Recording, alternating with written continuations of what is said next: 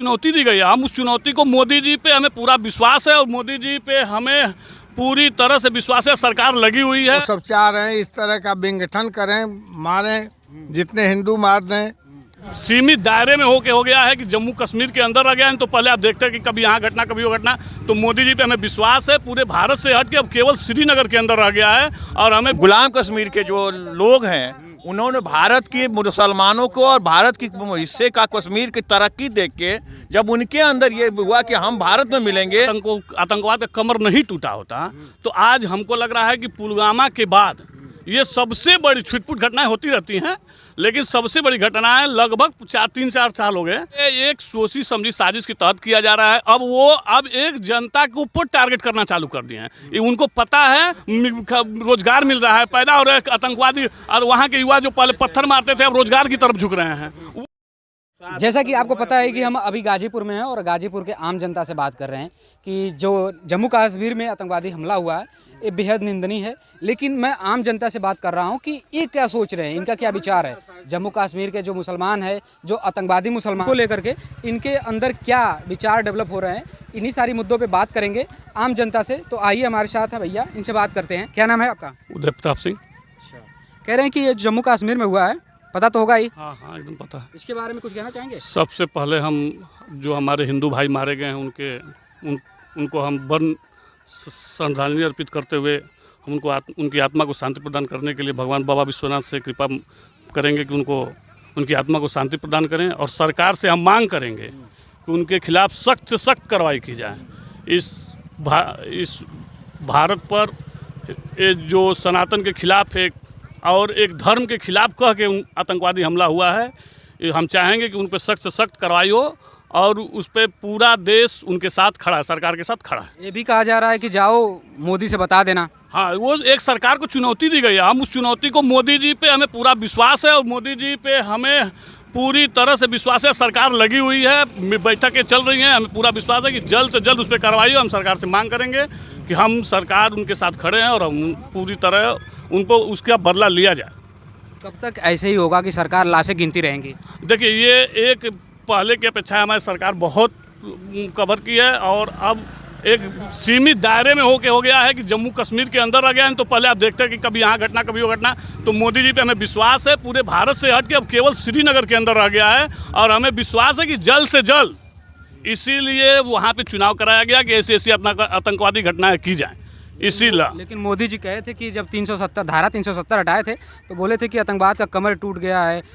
अच्छा, ये बताइए, आतंकवाद का कमर नहीं टूटा होता तो आज हमको लग रहा है कि पुलवामा के बाद ये सबसे बड़ी छुटपुट घटनाएं होती रहती हैं, लेकिन सबसे बड़ी घटनाएं लगभग 3-4 साल हो गए हुई है। तो धीरे धीरे ही टूटेगा। उन लोगों का कमर तो टूट ही चुका है, लेकिन उस वहाँ पे बैठे हुए मुझे जहाँ तक याद है कि जब प्रधानमंत्री जी का चुनाव हुआ था, जब शपथ लेने वाले थे, उसके आसपास ही जम्मू कश्मीर में भी एक घटना हुई थी। जो लोग जा रहे थे यात्रा पे, तीर्थ यात्रा पे जा रहे थे और उस बस यात्रियों से भरी हुई बस पे उन्होंने आक्रमण किया और लोगों को मार दिया। लगभग 20 से ज़्यादा लोग मरे थे। ये एक सोची समझी साजिश के तहत किया जा रहा है। अब एक जनता के ऊपर टारगेट करना चालू कर दिए हैं। उनको पता है कि अब हमारे ऊपर कार्रवाई हो रही है। अब जनता के ऊपर टारगेट देते, पहले फौज से होता था आमना सामने। अब वो जान गए हैं कि अब हमारी कमर टूट रही है और वो जनता को टारगेट करना चाहते हैं। लेकिन इसका जवाब मुँह तोड़ जल्द से जल्द हमारी सरकार देगी, इसमें कोई शंका नहीं है। हमें मोदी जी पे हमारी सरकार पे पूरा विश्वास है। इस पर क्या कहेंगे कि लोगों पैंट उतार कर कहा जा रहा है कि चेक किया गया धर्म? देखिए, वो वही तो है। अभी लोग नहीं समझ रहे हैं।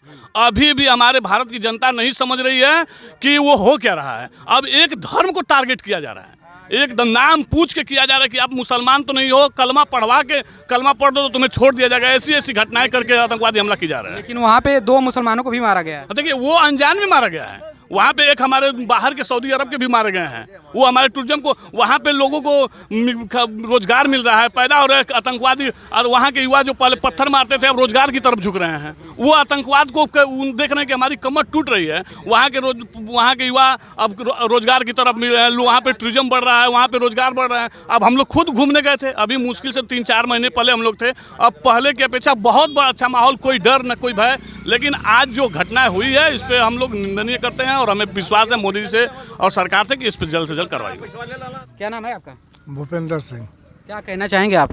क्या कहना चाहे हम मुसलमानों का, अगर मोदी सरकार नहीं रहती तो राज, हर पार्टियां यहाँ वोट बैंक के चलते केवल मुसलमानों के साथ हिंदू मारे जाएं वो खुश हो जा रहे हैं। और वहाँ पर जो है अब तो 370 खत्म होने के बाद अच्छी स्थिति थी, लेकिन अब वही हो रहा है कि मतलब वो सब चाह रहे हैं इस तरह का विघटन करें, मारें, जितने हिंदू मार दें उनको नंगा करके अपना हिंदू है मुसलमान है। चेक करें। हाँ, तो यही सब हो रहा है। तो सरकार क्या कर रही है? सरकार तो इसीलिए बनाया गया है वोट देकर। सरकार तो वोट दे, जनता चुनी है, जनता चाह रही है, लेकिन मुसलमानों से जल्द जब तक आतंकवादी हैं उनको टारगेट करके नेक्स्ट बूथ न करे तब तक मतलब कुछ होने वाला नहीं है। ये भी है कि वहाँ के मुसलमान जो है इस घटना को काफ़ी विरोध कर रहे हैं, वहाँ पे निकले थे बाहर। करेंगे, मुसलमान में भी कुछ सत्य हैं, कुछ सही हैं, गलत को गलत मानते हैं। क्या कहेंगे आप? ये भी गलत कहेंगे हम तो, गलत जो हुआ है गलत है। ये भी कहा जा रहा है कि मतलब कि अभी भी सेना में लगभग 1,80,000 के आसपास पोस्ट खाली है।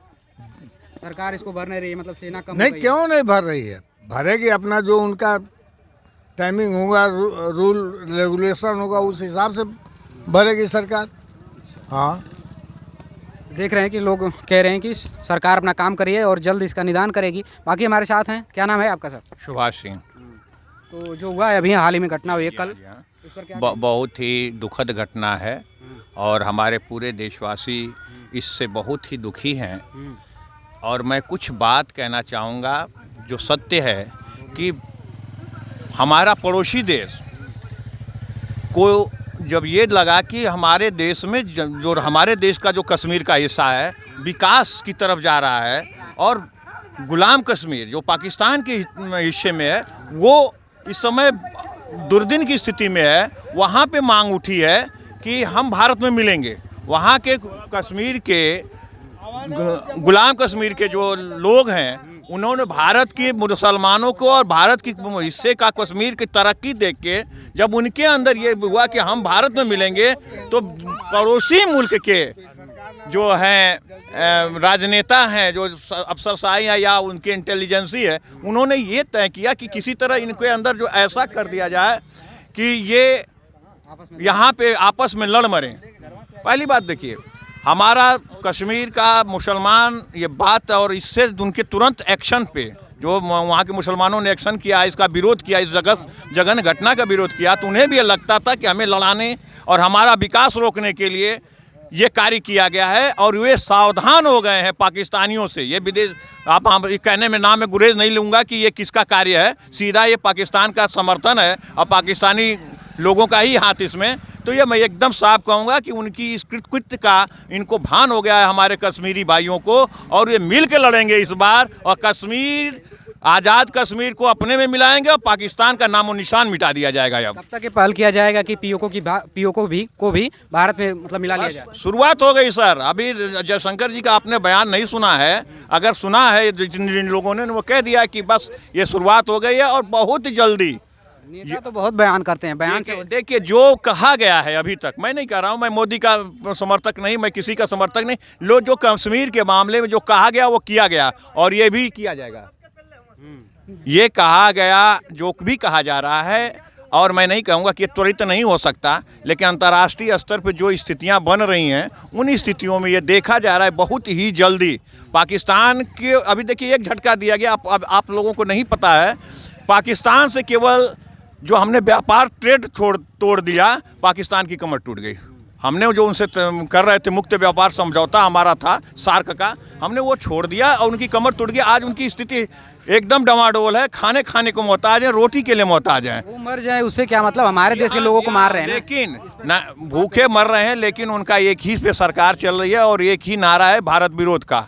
और अब क्या है, भारत में हिंदू मुस्लिम जो प्यार से रह रहे हैं उन्हें वो अलग करना चाह रहे हैं और इसमें हमारे देश में लड़ना चाह रहे हैं। तो ऐसा कुछ होगा नहीं, हमारा गंगा जमुनी तहजीब है, हम लोग लड़ने वाले नहीं है, लेकिन पाकिस्तान का नामो निशान मिटाने के लिए दोनों लोग तैयार हैं।